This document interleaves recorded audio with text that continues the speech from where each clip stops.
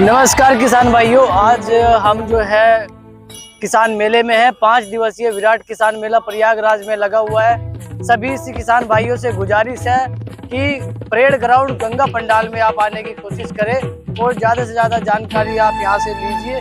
यहाँ पे स्टॉल काफ़ी लगाए हुए हैं कृषि विभाग ने और यहाँ पे एग्रीकल्चर इक्विपमेंट सभी तरीके के यहाँ पे जो है स्टॉल लगे हुए हैं। ज़्यादा से ज़्यादा किसान आने की कोशिश करें।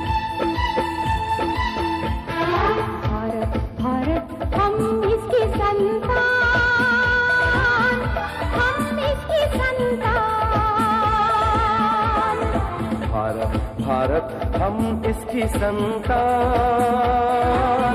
हम इसकी संतान। इसकी ठंडी हवाएं खिलखिलाती आए, मुस्कुराती आए।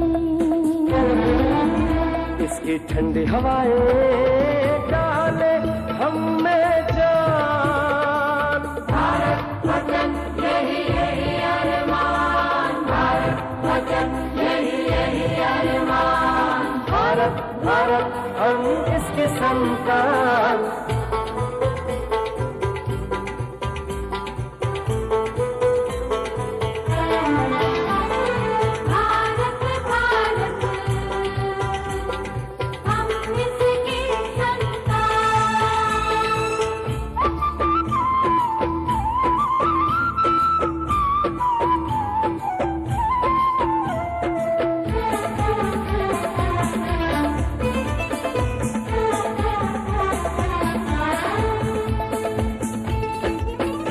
इसके हरियाले खेत फसलों से भरपूर, फूलों का सुरूर। इसके हरियाले खेत बाबंती है भारत वतन यही यही अरमान, भारत वतन यही यही अरमान। भारत भारत हम इसकी संतान।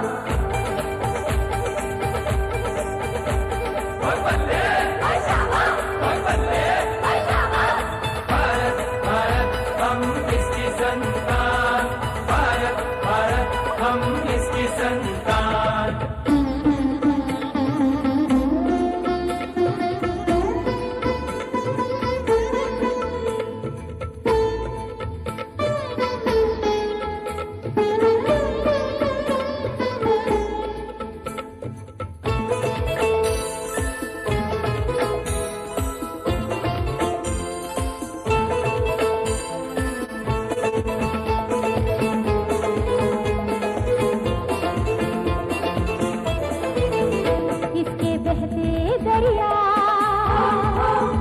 पानी का खजाना, खुशियों का अफसाना। इसके बहते दरिया ये तो बहुत महान।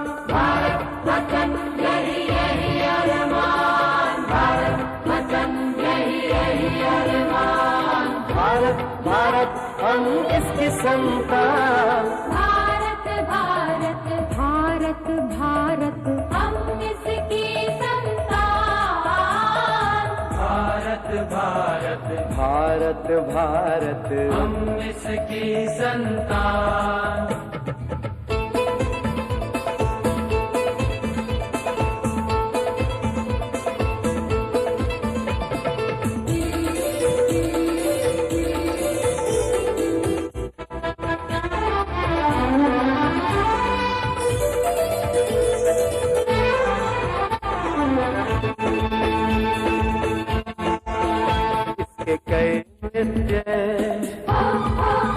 झुमर की चमका, पायल की झंका। इसके कई नृत्य बहुत बदन की शान। भारत वतन यही यही अरमान, भारत वतन यही यही अरमान। भारत भारत हम इसकी संतान। भारत भारत हम इसकी संतान। भारत संतान।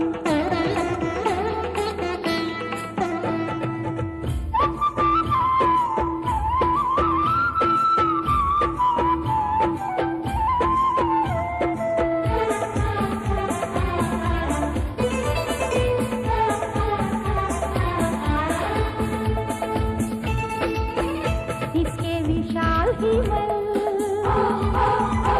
सर को उठाए, नीलों ये खड़े। इसके विशाल हिमल दृढ़ता का निशान। भारत वचन यही यही अरमान, भारत वचन यही यही अरमान। भारत भारत हम इसके संतान।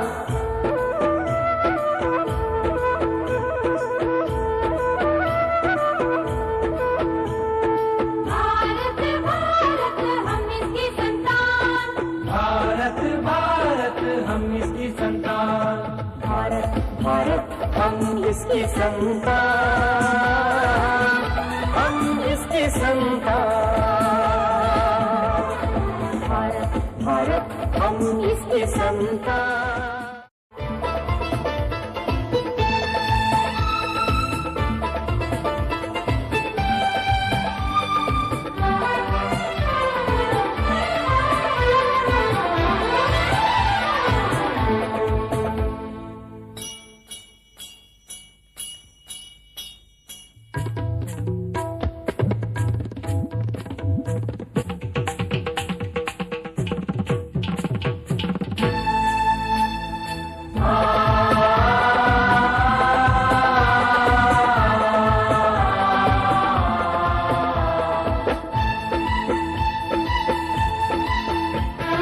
भारत भारत हम इस करोति कल्याणं आरोग्यं धनसम्पदा शत्रुबुद्धिविनाशाय दीपज्योति नमोस्तुते।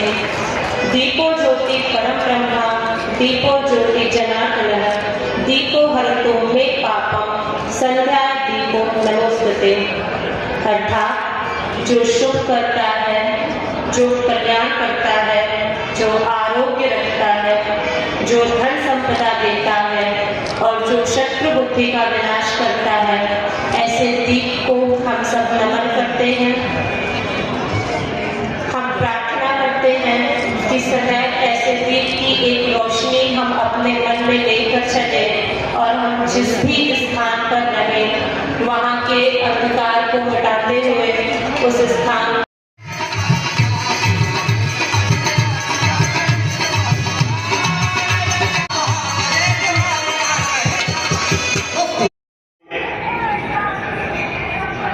आदरणीय निदेशक संरक्षण अधिकारी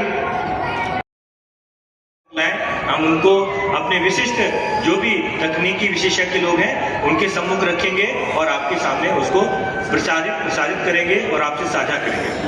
धन्यवाद।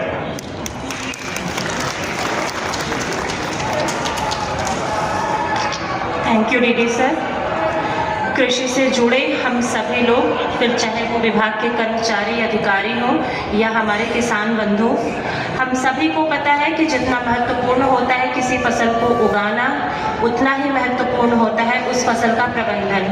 और इसी विषय पर चर्चा करने के लिए मैं आगे माइक पर आमंत्रित करती हूँ कृषि वैज्ञानिक डॉक्टर सुशील कुमार जी को, जो यहाँ पर आकर फसल उत्पादन प्रबंधन से संबंधित महत्वपूर्ण जानकारियों से हम सभी को अवगत कराएंगे। डॉक्टर सुशील कुमार जी।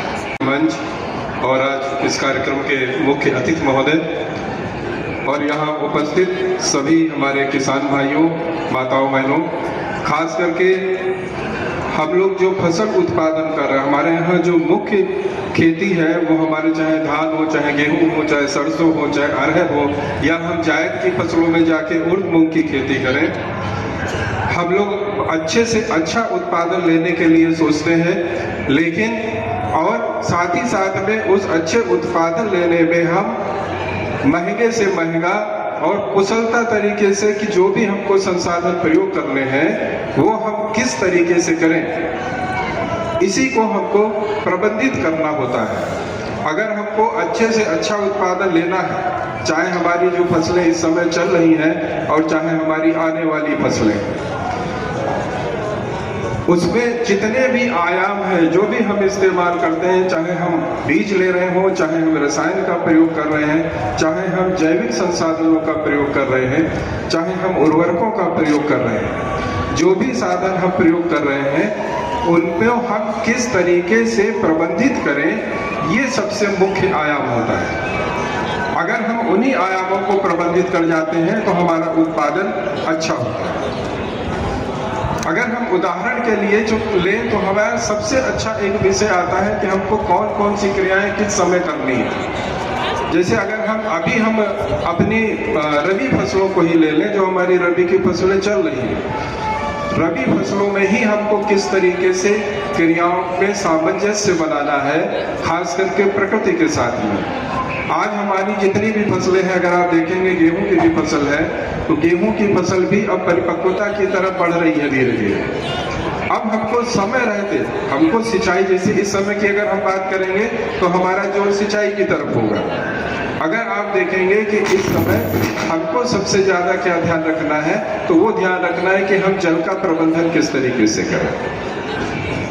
खास करके जो भी फसलें हम लेते हैं, हम तो अपने हिसाब से करते हैं। यहाँ हम देखें तो हम खेत देख के सिंचाई करते हैं कि हमारा खेत में नमी है तो हम सिंचाई नहीं करेंगे, अगर हमारे में नमी खत्म हो गई तो हम सिंचाई कर देंगे।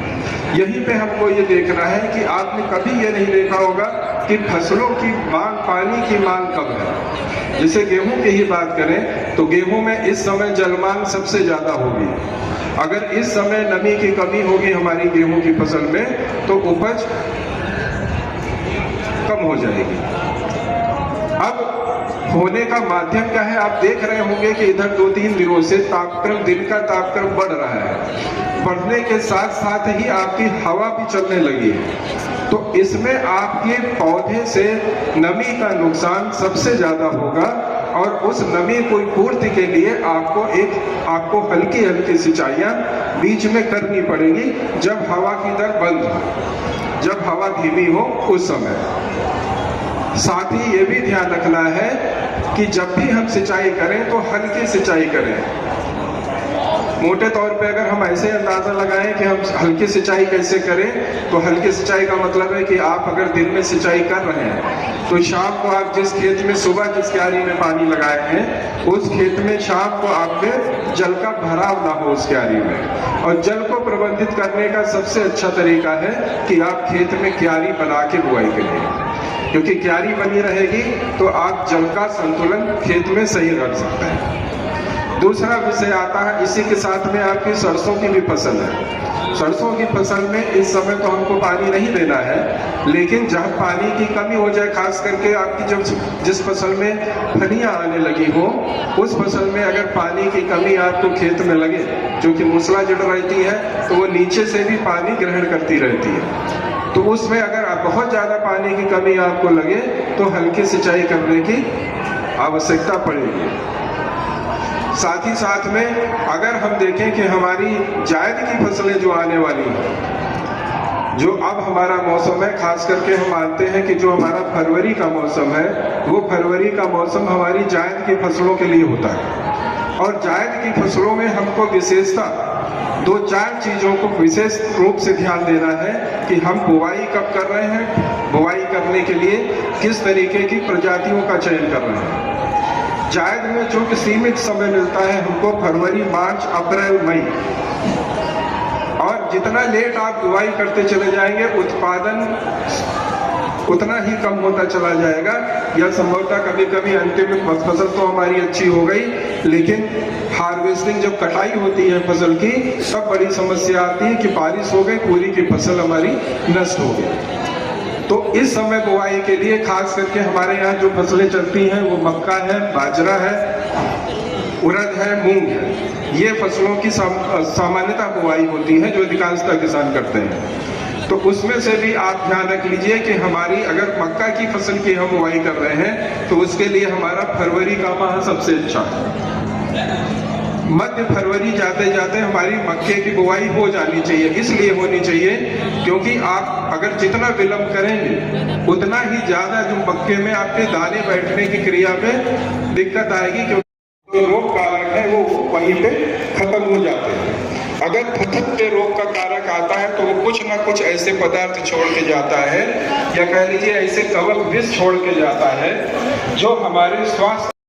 लेकिन ये एक मुख्य, क्योंकि जितना ज्यादा हम आयाम खेत में लगाते हैं, एक महंगे से महंगा बीज लाते हैं, महंगे से महंगे इनपुट प्रयोग करते हैं, चाहे वो उर्वरक के रूप में हो, चाहे आपके रोगनाशी के रूप में, कीटनाशी के रूप में। तो जब हम इतने महंगे साधन प्रयोग कर रहे हैं, अच्छा महंगे से महंगा उन्नतशील बीज ला रहे हैं, तब ये आवश्यक हो जाता है कि हम उसको बीज शोधित करने के उपरांत ही बुआई करें, या कह लीजिए टीकाकरण के उपरांत ही बुआई करें। तो ये संभावनाएं खास करके हैं कि जो भी हम कृषि क्रियाएं करें वो एक सुव्यवस्थित क्रम में करें। प्रबंधन यही विषय है कि जो क्रियाएं हैं उनको समुचित, सुव्यवस्थित व संस्तुत तरीके से करें तो हमारा उत्पादन भी अच्छा होगा और एक गुणवत्तापूर्ण उपज भी प्राप्त होगी, ऐसा उत्पाद प्राप्त होगा जिसका हम सेवन कर सकते हो। आज जितने भी अगर आप उत्पाद देखेंगे वो हम उपज भले अच्छी से अच्छी काट रहे हो, लेकिन आज गुणवत्तापूर्ण उत्पादन करने में अक्षम।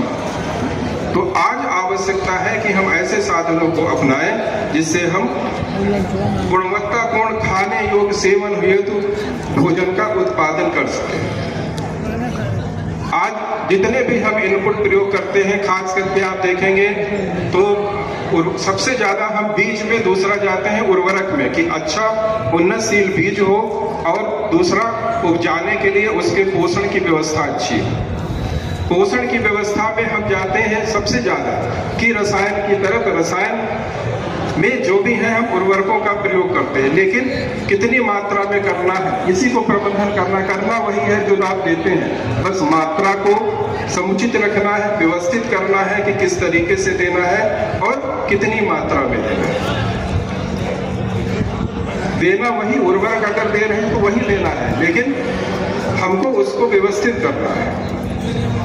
अब पता चलता है कि अगर हम मान लीजिए कि अभी जायद की बात हम साथ साथ आपसे करते रहते हैं इसी बीच में, चूंकि हमारा समय आ रहा है, अगर हम जायद में ही सोचें कि जायद में अगर हम उत्पादन लेने के जा रहे हैं तो हमको मान लीजिए कि हम उड़द की खेती करने जा रहे हैं, तो उड़द की खेत में हमको उर्वरक किस रूप से प्रबंधित करना है, मूंग में किस तरीके से प्रबंधित करना है। आप देखेंगे इसी प्रबंधन विषय पे ही अगर आप जाएंगे तो देखेंगे आपकी उड़द की फसल में बहुत ज्यादा फर्टिलाइजर की आवश्यकता नहीं होती। हम लोग इस मंच से जैविक और प्राकृतिक खेती की भी बातें करते आ रहे हैं, तो उड़द और मूंग की अगर आप खेती करेंगे, या चने की भी फसल हमारी अभी जो चल रही है, आप देखेंगे चाहे जो भी आदलहनी फसलें हैं हमको उसमें यूरिया की टॉप ड्रेसिंग करनी पड़ती है, लेकिन दाल वाली फसलों में नहीं करनी पड़ती। अगर आप इस बात को सोचेंगे कि हमको क्यों नहीं देनी पड़ती, तो हम लोग इसे कभी कभी चर्चाओं में भी आता है कि भाई दाल की जो है फसल है, तो दाल वाली फसल वायुमंडलीय जो नाइट्रोजन है उससे अपना काम चला लेती है, उसकी गांठों में कुछ बैक्टीरिया, जीवाणु बनते हैं जो वायुमंडलीय नाइट्रोजन को ग्रहण करते हैं। लेकिन ये अगर आप देखेंगे सामान्य रूप से इसको हम जोड़ना चाहेंगे आपको जो हम जैव उर्वरकों का प्रयोग करते हैं। अगर आप देखेंगे अगर कोई जीव आपकी जड़ में बन रहा है, चाहे उड़द में हो चाहे मूंग में हो, इसका मतलब वो जीव कहीं ना कहीं तो भूमि में उपस्थित है, और वो उपस्थिति ये सिद्ध करती है कि भूमि में हम लोग जो नहीं मानते, सामान्यतः अगर नहीं देखते हैं, हम कहते हैं कि कोई जीव नहीं है मिट्टी में। लेकिन अगर हम ऐसी चना या उड़द या मूंग की फसल में देखते हैं कि वो जीव हमको जड़ में दिखाई दे रहा है, उसकी गांठें जड़ में बनी हुई हैं, वो अपना कार्य कर रहा है, तब तो हमको ये मानना पड़ेगा नहीं कि ऐसे जीव हैं। तो इसलिए आवश्यक है कि हम ऐसे जीवों को भी खेत में बढ़ाएं। हमेशा बात होती है कि कार्बनिक पदार्थ की मात्रा हम खेत में बढ़ा लें, कार्बनिक पदार्थ की मात्रा खेत में बढ़ाएं, जैविक खेती करें।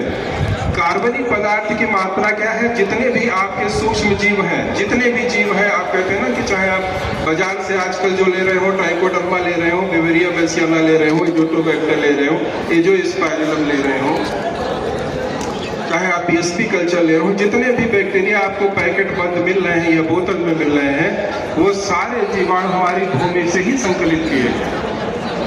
और जो कार्बनिक पदार्थ की बात होती है, ये कार्बनिक पदार्थ उन जीवों को खेत में बढ़ाने का एक माध्यम, क्योंकि अगर हम कहें कैसे बढ़ता है तो कहेंगे कि गोबर की खाद डालेंगे तो बढ़ेगा, भाई सभी लोग जानते हैं। तो जो गोबर की खाद है वो उनका भोजन है, अगर वो उनको खाएंगे तभी वो अपनी संख्या वृद्धि कर सकते हैं। तो सामान्य रूप से जितने भी हमारे किसान भाई हैं, चाहे आप खेती चाहे जो भी तरीके से करिए, लेकिन अपने खेतों में जैविक अंश की बढ़ोतरी आवश्यक रूप से करिए। अगर आप रसायन का भी इस्तेमाल करते हैं, उर्वरक का भी काम करते हैं, तो उर्वरक भी तभी कारगर होगा जब खेत में जीवों की संख्या पर्याप्त मात्रा में होगी। अन्यथा आप ज्यादा से ज्यादा, आप चाहे जितना ज्यादा आप उर्वरक इस्तेमाल कर लीजिए, आपका इस्तेमाल होने की संभावना सबसे कम होगी। इसीलिए होता है, कभी कभी कहा भी जाता है कि हम कहते हैं कि हम यूरिया डालते हैं, खेत में जो पौधा लेता है वो 15 से 40% का लेता है, कि 100 किलो डाले तो 15 से 40 किलो तक का औसत काम में आएगा, अन्यथा वो उड़ जाएगा या खेत में लीच हो जाएगा।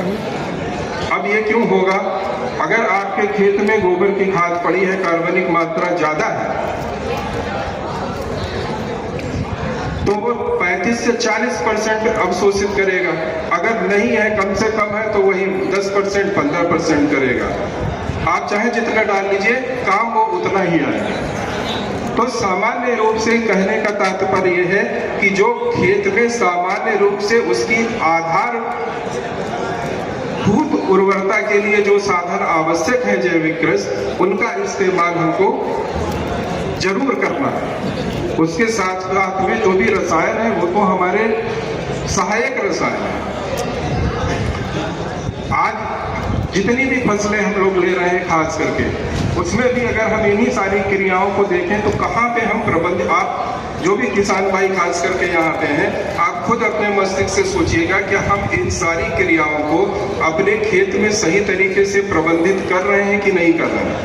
अगर आप प्रबंधित नहीं कर रहे हैं तो इसका मतलब कि आप घाटे में चल रहे हैं। अगर आप प्रबंधित कर ले जाते हैं, फायदे में तभी चलेंगे। साथ ही साथ में जो खास करके आजकल रासायनिक कीटनाशकों का प्रयोग करते हैं, कीटनाशकों के उपयोग पे तो हम कम जाएंगे, लेकिन खास करके जो कीटनाशकों जिस पर चर्चा बहुत कम होती है और जो हम आपके बीच में देखते रहते हैं कि हम संभावित रूप से हम अधिक से अधिक कीटनाशकों का इस्तेमाल करते हैं, खतरनाक से खतरनाक कीटनाशकों का प्रयोग करते हैं।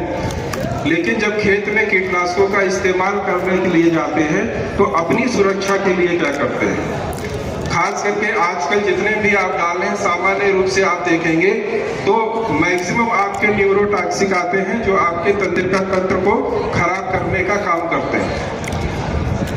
लेकिन जब हम खेत में छिड़काव कर रहे होते हैं तब ना तो हमारे हाथ में ग्लव्स होता है, ना हमारा मास्क होता है, ना हमारा सर बंधा होता है, और साथ ही साथ उसके छिड़काव करते समय खाना पीना भी चलता रहता है। इसलिए अगर कीटनाशकों का इस्तेमाल करते हैं तो सामान्य रूप से आप कुछ न करिए तो इतना मुंह जरूर बांध के रखिए। जैसे आप कोविड के समय मास्क लगाते थे, उस तरीके का अभ्यास जरूर करिए कि मास्क लगा हो, कुछ नहीं है तो आपने गमछा बांध के रखा हो। नहीं तो थोड़ी थोड़ी मात्रा जो हमारे शरीर में जाती है, तो जब हमारा शरीर मजबूत होता है तब तक तो वो तंत्रिका तंत्र पे उस मात्रा में काम नहीं करती। लेकिन जैसे जैसे हमारा शरीर जब ढलने लगता है, जब हमारी उम्र बढ़ने लगती है, धीरे धीरे धीरे धीरे उसका प्रभाव हमारे शरीर पे दिखाई देता है। जिसे कहते हैं ना कि रेबीज कुत्ता काट लिया, तो अगर कम उम्र में काटा था तो उस समय उसके लक्षण नहीं दिखाई दिए, लोग कहते हैं ना इंजेक्शन लगवा लेना चाहिए।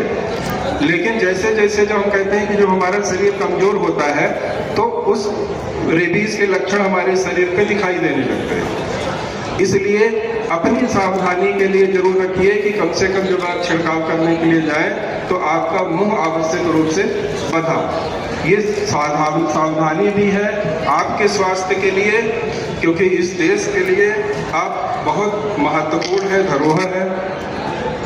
और अपने स्वास्थ्य को स्वतः अपने आप संभालिए। यही हम अपनी बात खत्म करेंगे। बहुत बहुत धन्यवाद। हमारे आज के कार्यक्रम के मुख्य अतिथि महोदय की इस मंच पर उपस्थिति हम सबके लिए अति महत्वपूर्ण है और इसी के क्रम में मैं अपने मुख्य अतिथि महोदय से अनुरोध करती हूँ कि सर आज इस कार्यक्रम के संबंध में आपके जो भी विचार हैं कृपया आशीर्वचनों के रूप निदेशक महोदय समिति रहमानखेड़ा लखनऊ।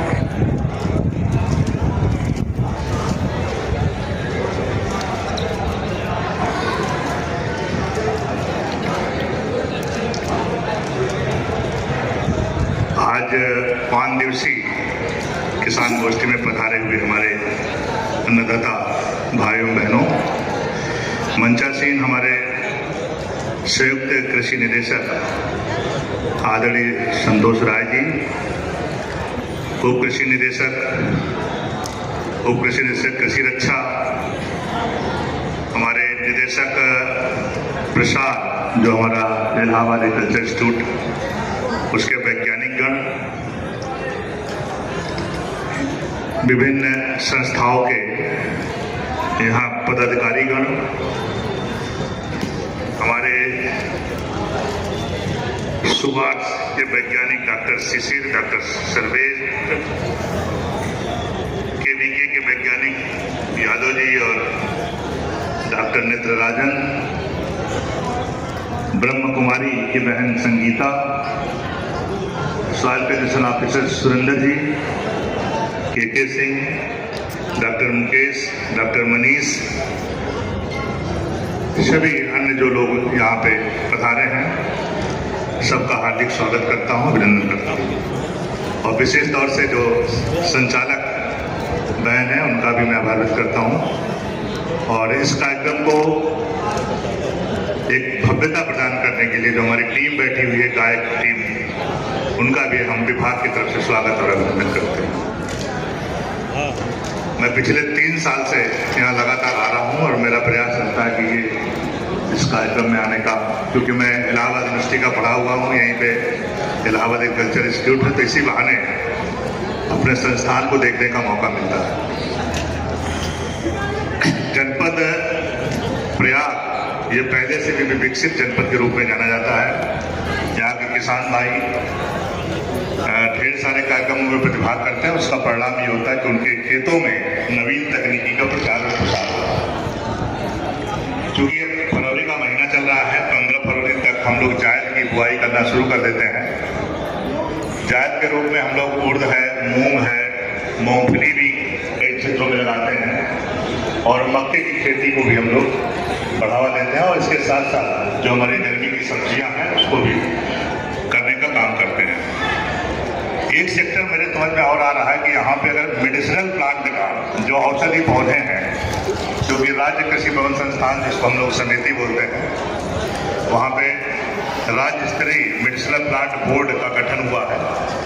तो मेरा आप सभी से अनुरोध रहेगा कि मेडिसिनल प्लांट के बारे में हम लोग कुछ करें इसमें, क्योंकि इसकी विदेशों में बहुत मांग है और इसका जो